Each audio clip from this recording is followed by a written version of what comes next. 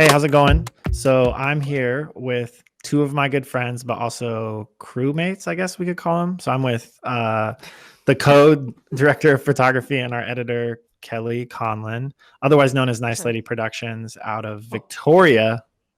Nice Lady Productions, or no? Am I wrong? Yeah, Nice no, Lady, that's it. that's it. Nice That's Lady what they call me. Productions out of Victoria, British Columbia. And then next to her is Hans Anderson, whose middle name is not Christian. And he is a radio producer here based in Seattle and is working kind of on the sound slash editing. He's running location sound, field recordings, but also doing some story consulting, producing on this piece. And then I am one of the co-director of photographies with Kelly and a director of the piece, all female card, which is why we're here. So we're figuring this out. We have no clue what this format is going to be like, but we'll make it up as we go. But part of the reason why we're having this conversation is because we were getting ready to launch a funding campaign on March 31st, 2020. And if you can hear Kelly's big sigh, the world is a little different now. And we've been working on this piece. Well, Kelly, when did you remember when I first contacted you last year? I feel like you phoned me in May, early May, maybe late April. I think it was late April. Okay. Yeah, and you called me kind of out of the blue and you told me you had this idea for this piece, some sort of piece. Wasn't a feature at that point. It was just an idea for this film, some sort of short film documentary that Ellen and West Coast Wonder Woman that was based in Souk. And of course, I'm from Victoria, which is about 45 minutes away from Souk. And yeah, you were pitching this idea. And how did you get into it? Because that was actually what I found really interesting. Maybe start by sharing that, how you even discovered this story or thought that this would be a great film idea.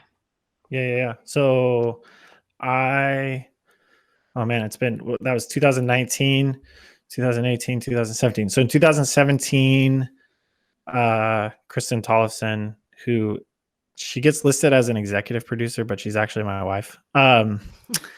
Does that make her not the executive producer? Not mutually exclusive at all. It's not mutually exclusive. But she does a lot of she suffers through my brainstorming sessions and has funded a lot of things so far. So we've been talking about trying to figure out how to highlight women. Specifically, I've done a lot of work in sport and athletics, and for the most part, on a photo shoot or a motion piece, the women who are highlighted are sometimes at really high levels, but other times they get professional athletes from male professional athletes, and then they just hire models for women, and then they only focus on and sexualize parts of the female body. And so we found that very frustrating because I have a background in athletics and had been around women who are high elite athletes and were actually better than guys in a lot of things, that like playing basketball with some women in college. They were better basketball players. They maybe weren't 6'7" and could dunk, but they were actually all around better basketball players. So we were trying to figure out how to do that. And we started a series called Badass Women, and have a website called realbadasswomen.com. And we started doing these profiles. And one of the first profiles we did was on two women from the Husky boxing team. So University of Washington has a club boxing team. It's not a sanctioned collegiate sport. But 3 nights a week, they go to the gym from 8 p.m. to 10:30 at night and train. And then in the springtime, they have matches. And they were the national champions in 2016. And so the defending national champion boxer, I heard about her, kind of had known a little bit of her story and knew I wanted to do a piece on her.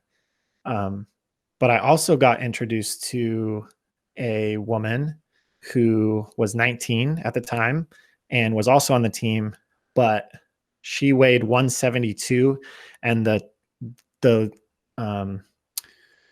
last weight class in the women's division was 165. So they didn't have a heavyweight division for women like they do for men. And so she could never fight. So she trained, she tried out, made the team, could never drop 7 pounds to fight at 165. And it was kind of funny because she didn't really get shamed. Like, she worked just as hard as everybody. No one really shamed her for not being able to lose that weight, but you could tell the coaches were frustrated. Like, they thought she needed to lose that weight. But I don't think she'll ever, like, just her body type, she was working her ass off. I don't think she'll ever get down to 165 to fight. But she never had a fight. So the whole time I worked with her for 4 months, she never, like, she went to a match. No one could get her a fight. She actually won Golden Gloves, which is the amateur boxing tournament, the state boxing tournament, unopposed, because no one was there to fight her. And so I said, hey, I was planning on going to watch her first fight and to film it. And then she texted me out of the blue and was like, hey, I had my first fight last weekend. And I was pissed. Because I wanted to be there, right? I'd like, hey, tell me when your fight was. I drove all the way to Tacoma. Like, I was in Portland and drove back early to be at the fight in Tacoma that got canceled because she was running unopposed. Like, I went way out of my way to try to find her first fight. And she's like, I had my first fight last weekend. And I was like, what the? I was like, where? And she's like, up on Vancouver Island. And I was like, wait, what? Why did you go that far? She's like, I couldn't find a fight. This woman who I follow online said she could find me a fight. So I went up there with my dad. We stayed at her house. I won my first fight and we drove home the next day. And I was like, wait, what? And she's like, doesn't have a lot of money. And there's a lot of things about that. But like, she could have even fought the next day, but she just decided she needed to come back. So she went and won. And I was like, who's this woman? She's like, oh, it's West Coast Wonder Woman. Her name's Ellen. And I was like, oh, that's interesting. And she's like, it's an all-female tournament. And she found me a fight. And so I was like, what? That's interesting. So I started doing some research, and probably within a week or two reached out to Ellen because I was like, hey, I heard about you from this gal I'm working with, Andrea. Is anyone doing a story on you? And she's like, no. And I was like, this is crazy. I have to figure out. So that was in 2018. That was in May. Memorial Day weekend was the fight. By middle of June, I had talked with Ellen. She called me right away. Hey, yeah, totally interested in, let's stay in touch. We stayed in touch all. And if you know Ellen, she'd talk. And you're like, this is great. Yeah. And she's like, let's plan on something. And so I worked all fall and over the winter trying to figure out how to do this, and began researching cinematographers in British Columbia, trying to find someone who's local. Came across you because you just had done, I think the first piece I saw was Canada's a Drag, one of your Canada's a Drag pieces. Okay. Yeah. And then we talked, I think probably March or April. I was like, hey, I have this idea. Right. Are you interested? And I was like, I got to find the money, but I'm working on it. And then I was like, hey, Hans, are you doing any radio stories? You want to come up with me? Like, do you remember what that was like? Yeah, I mean, I wish it had a like really dramatic story arc or something like that, dramatic. But it was like, or a good one. Like, but it was like, I was like doing some work. We had like worked on some projects before. And then I was like working for a station here in Seattle that had just like laid off a bunch of their employees, and I was laid off. And then you're like, you want to go to Canada and do this thing? And I was like, sure. And that's like the story. Yep. Just happened. Yeah. So we went, so I think the idea was I had my Badass Women series. We were trying to release an episode or a profile a month. We got 5 of them out. we have a bunch we're working on. It costs money to print things, therefore we have not printed anymore.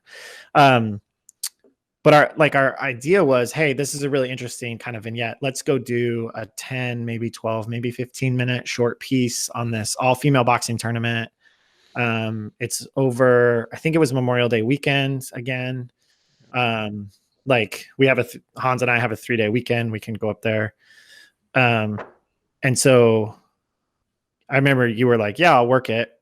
Let's make this work. So we go up there, we do all this stuff. And I remember Kelly walking out after on Monday, we finished filming. We're getting ready to go. Yeah.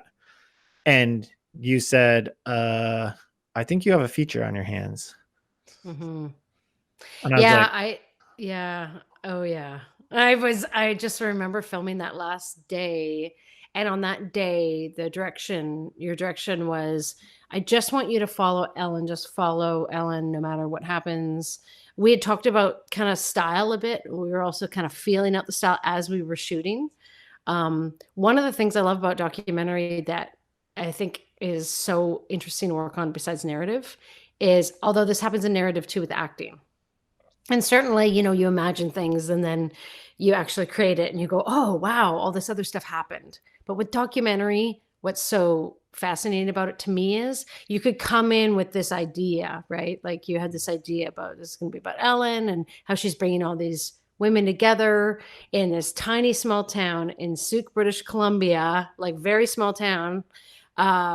These people from all over North America to box and get some of their first fights or, multiple fights in.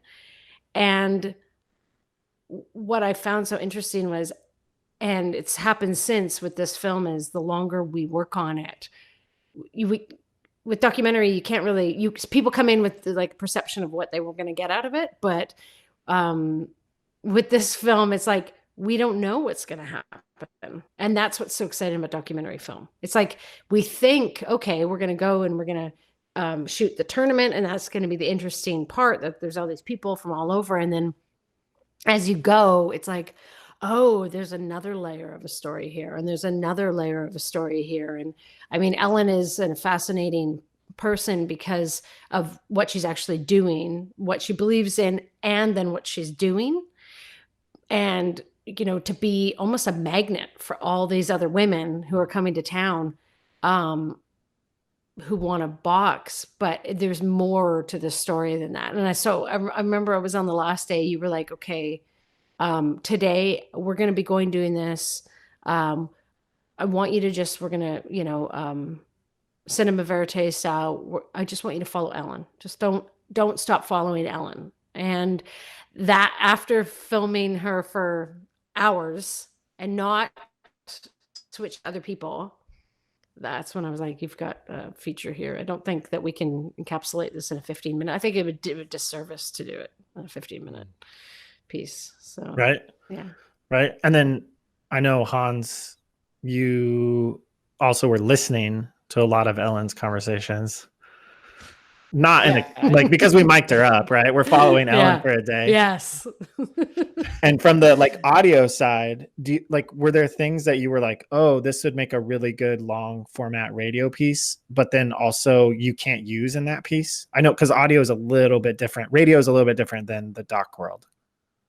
Yeah, but I think it's like something with radio often is that you're talking to people who experienced this thing in the past. Like very rarely are you like in that moment, someone following them. Like we followed Ellen for a year and some change, maybe. Like I think and we've gathered so much tape of Ellen. And really I think Ellen as a character is someone who you don't hear from that often, and so much time with her is so special. And to see her at home and to see her at this tournament, I remember listening to her at this tournament and how much she's managing with all these different things, right? She's running this tournament, but she's also taking care of her kids, and she's also making sure that everyone has a fight, and she's housing box and driving them to and from her house. She's doing so much. She's such a multifaceted character, I guess. And I just remember listening to that on that last day as she's giving the awards ceremony, and she's doing all this coordination, and she's holding her daughter, and her daughter's screaming, and it I don't know. I just remember listening to that and thinking like, oh, this is such a complex person and this is such a complex story. So much. I mean, the tournament is a nexus of all these different stories. They're in sort of word showing of all the effort she puts into it, but there's like so much more going on underneath the surface of this tournament. And I think like that's what I remember hearing on that day. Yeah. And thinking like it's such a valuable story, important story. And it's like, Ellen is never going to ask for accolades. She's never going to like go out there and try and like, I mean, she's obviously promoting West Coast Wonder. I think she enjoys being kind of behind the scenes. And so we're kind of pulling her out of that and like highlighting who the person is that is really doing a lot of this work that is like so important to all these people who come to this tournament. Yeah. Yeah, totally. And it feels weird too, because I think Kelly and I think you're probably more used to going in and getting this story. You build long-term relationships for sure, but it's a like radio stories sometimes are a little quicker.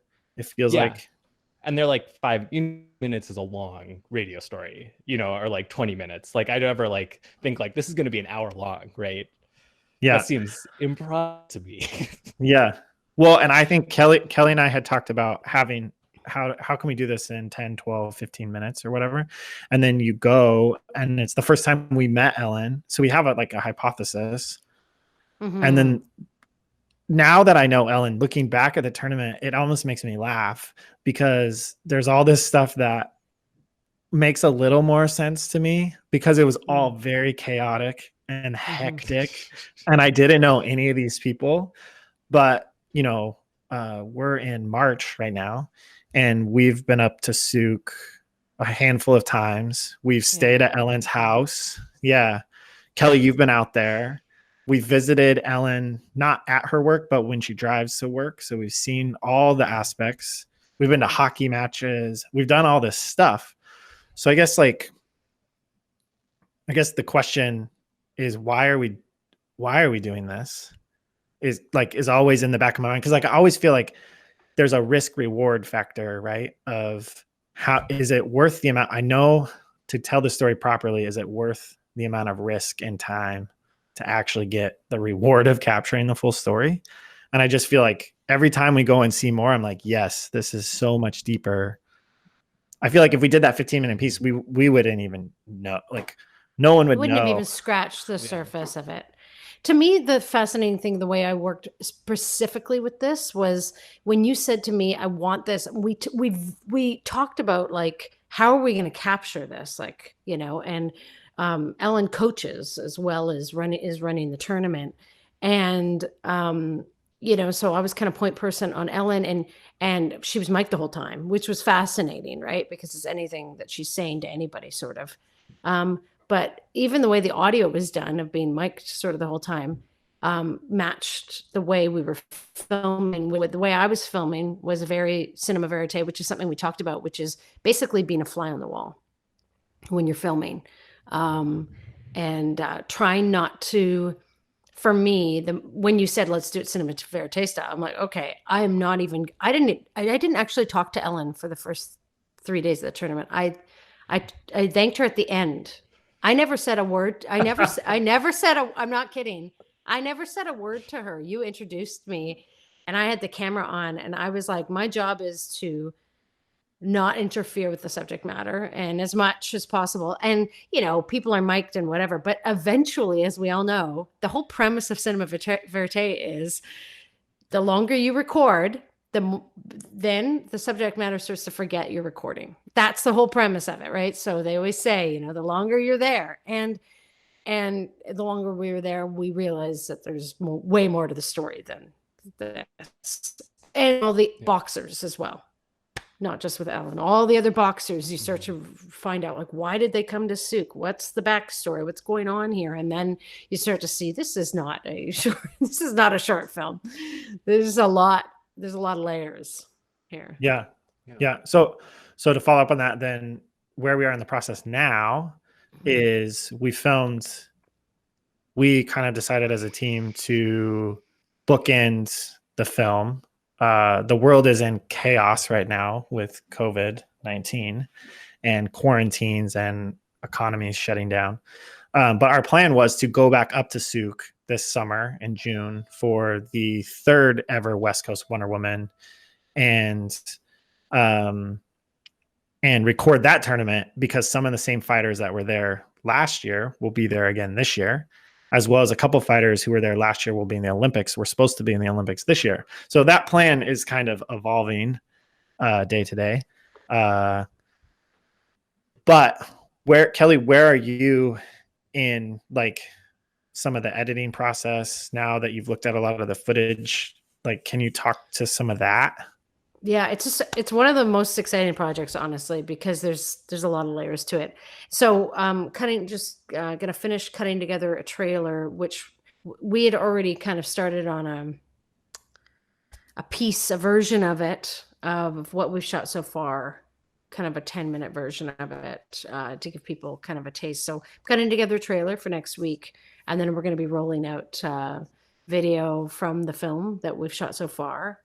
And really, it's about just kind of educating people on what we're working on to get people excited about the project. And the best thing is, having the experience, obviously, of us shooting multiple times. But the best thing to me is just being able to sit and look at the footage and be like, wow, we've got some really cool moments here. It's exciting, I mean, you don't really know what you captured until you're looking at it. That's the exciting part too, as well, right? Yeah. And where are you at, Hans, with, I know you're working on an audio piece.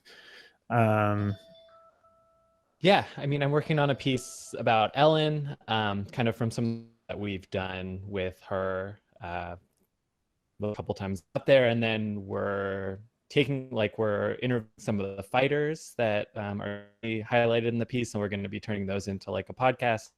Presumably this will also be a pod, and kind of working on like the audio side of it, like the narrative audio, and kind of just profiling some of these fighters. A few interview people who are at Wonder Woman last year who are not going to be in the film, kind of like turning those into some profiles, and just to kind of like people, just like a little snapshot, or just kind of some short profiles of like who will be in the document, kind of like just give people a feel what West Coast Wonder Woman is like. Yeah, and so that's kind of, I'm deep in some tape right now, just listening to it. I'm excited to hear that. Yeah, so I'm like sitting down and listening to it again, and like it's still like very visual, right? You can remember like the mural in the community center and like all these different things. I love that mural in the community center. I know. Great. I know. It will be in the film. You should just. So yeah, that's I am and kind of working on right now. Cool. Yeah, I think the challenging part is that I think that there's two challenging parts for me in thinking about this, because one, we have a lot of boxing footage from the weekend, and some of the first feedback, I've applied for several different funding kind of opportunities, grants, various filmmaking funding applications. And some of the feedback we've received is that people just think it's a boxing piece. And I think to each of us, the conversations we've had is that the boxing is maybe the gateway or the tool to really talk about life. And so the hardest part is, right? Like we see all these people come together, and every time they get in the ring, it's really not about the boxing. The boxing is a tool for them. So for us to really showcase who they are and tell their story, we have to go see their life, which we've been able to see with Ellen, right? We've been able to do that with Ellen more and more, and we'll have more opportunities. But how do we go to places like Mexico City or San Francisco, Redwood City, Park City, Utah, Indianapolis, Guelph, Ontario, and then people in Seattle where we are? So I think those are the stories that we haven't even filmed. We know the people, we have interviews with them, and we have some footage with them, but we don't even know, we don't have any footage in their hometowns really of their life with them. So I think that's daunting to me, but also makes me like actually really excited, because it's not a boxing piece. It's about women who box. It's really about women. They just happen to box. And then the other thing is that I don't know, and maybe Kelly, you might know more, but I don't know a lot of filmmakers who put pieces of their film out publicly before the film is done. It makes me hella nervous. But also, like, we've been sitting on all this content and footage for over a year, and I realize it's a long process. Like, this could be a while. And currently how the world is at work, it could be even longer. We don't know, but the story's shifting and changing. But like, I think these stories matter now. Like, they don't just matter when the film is done. There's like stuff happening now that is I want people to see it. Like, I want people to get engaged with it. But it also makes me really nervous. Does it? Yeah. Why does it make you nervous? Because it's not done, and so you feel like we can't show the whole thing? Or, like, to me, I don't know. I'm not nervous. I think that people watch that the trailer, people are going to get excited. And I think by going back a few times, not just filming the tournament, but actually going back like we did, it really thickened up the story and started to show that, this is a film about female empowerment. This is a film about teaching young girls, self-confidence. This is a film about not letting anyone kind of put you in a box and tell you that you can only be a certain thing. This is a film about one person who didn't let her, her actual location. She wasn't like, oh, I'm from New York City. I'm from this big city. I can do all these things. She didn't let her location, which is like, let's describe it. We're on Vancouver Island. We're in a tiny, small town that there's nothing past the town but beach. Okay. And then that road ends. Okay. So you're going from Victoria, you go to Souk, you go past Souk to Port Renfrew, you can loop around, but it doesn't go anywhere else. You're in, the West Coast Trail, which is a trail that people hike for 7 days to get to the other side to Tofino. We're at the end of this edge of Vancouver Island, and in the most western side, I guess, of Vancouver Island. And you have all these people coming in, and she didn't let any of that. And she also works full time, and she has her own boxing. There's so many layers that I think people will find fascinating. And my hope with the trailer is that it captures some of the vibe of it. It captures some of the spirit of it, and that it gets people like interested in what this film is really about, and to do that in 2 minutes, knowing that we've only shot a portion of it. I mean, that's, I guess, where maybe you're thinking, oh, I'm nervous, but I don't know. It to me, if the trailer's fascinating, that's the start of something. And as people follow along our journey here, as we're showing stuff, they're going to see how we're looping this in with some of the other boxers, because that's their own stories are fascinating, and their own motivations and their own things that they've overcome. What I discovered with this piece is that a lot of the women are boxing, or the girls or whatever, because they may be overcoming something, or they were kind of getting through something, or they didn't know where they were going to go next, and they fell into boxing, but somehow it's not accidental, even with Ellen. Yeah.